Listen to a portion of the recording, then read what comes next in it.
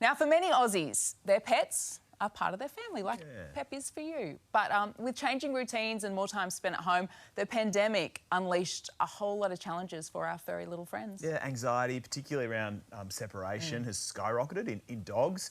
So here to tell us more and how we can manage it is pet expert and vet, Dr. Katrina Warren, along with Ziggy. Hi. Good to see you. Thanks for being with us. So when we see a dog with anxiety, I mean, how does it all work? How do we pick up on it? What are the cues? Okay, well, the cues are often behaviour changes that are very obvious. With dogs, they can often vocalise, they can be panicky, they can be stressed.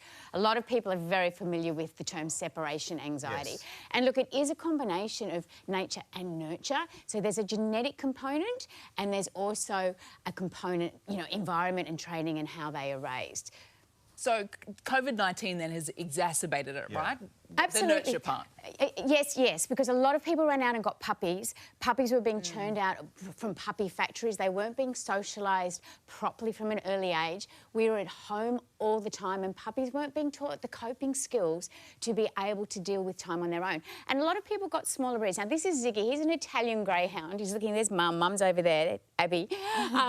He's an Italian greyhound. Now, this is one breed that's well known for being Velcro dogs. They love to have firm attachments with their owners. And therefore, if they're not taught to be comfortable on their own, you can get separation issues.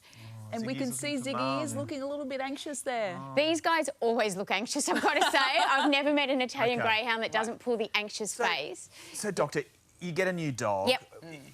You know, it's all about building habits, getting them used to little sort of social cues and all that. How can we set them up for success? Okay, so go back one step. When you are getting a new dog, I always say to people, go to the breeder's house. You want a puppy that has been raised in a home environment, not out in a run, where the breeder is socialising it from the moment that puppy is mobile. And you want to look at the temperament of the parents. That's where you start. Then, when you bring that puppy home, don't just carry them around everywhere. Don't let them follow you constantly from room to room. Set them up to be comfortable spending time on their own. And that's not just leaving them. That's about giving them, like we've got here, like little Kong toys, things to do in those short periods on their own. Crate training can be great too. Yeah. What if you've missed the boat? So you've had the dog for a few years and you've got an adult anxious dog like little Ziggy here. What could Abby do to make sure that Ziggy can de-stress? So don't be afraid to get some professional help. And just a word of warning, the word behaviourist is thrown around all the time and it's one of those unprotected words. Like anyone can say, oh, I'm a nutritionist, I'm a behaviourist.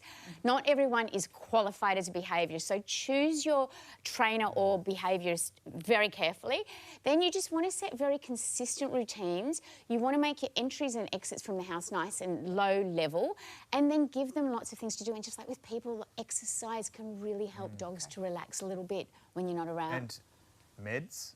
Meds can be very helpful in the right circumstances, but it's like children or adults or people. You've got to get the right meds for the right circumstance. And just quickly, cats, do they not give us stuff? Like, are they just like... They often tell us what you're... See you later. Bye. Have a good time. Cats generally have behaviour issues. They hold a lot of stress. You don't always know that they're anxious, but often it's things like going outside their litter box or they lose their appetite. Just weeing wherever they want? Yeah, but it's a stress sign. It means that something is not right with them. And cats can be equally... You can get a lot of very anxious cats. Yeah. Okay. Well, Dr. Katrina Warren and Ziggy. How cute is he? Yeah. Time to go back to Mum, Ziggy. Yeah. Thank you, Katrina. Be happy about that. Good to see you. Thanks for joining us.